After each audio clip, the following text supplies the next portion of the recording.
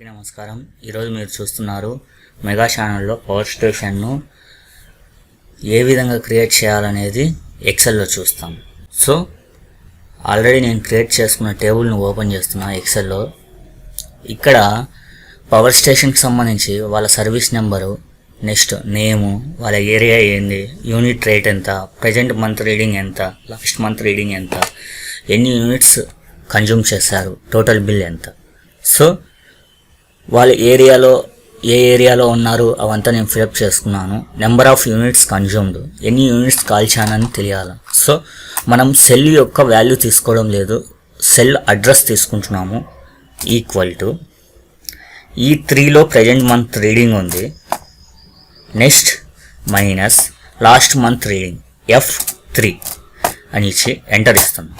So number of units ఎన్ని వచ్చాయి? 500 units వచ్చాయి. 785లో నుంచి 285 తీసేస్తే వచ్చేటటువంటిది 500.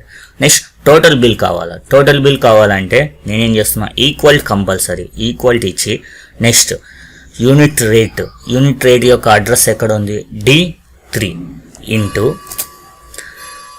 Next number of units consumed ఇచ్చి ఎంటర్ ఇస్తున్నాను. ఓకేనా? వచ్చిందా?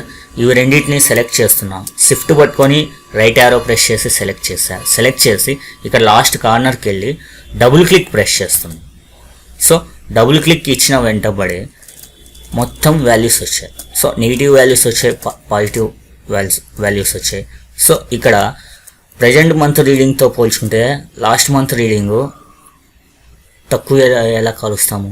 సో దానివల్ల నెగిటివ్ వచ్చింది.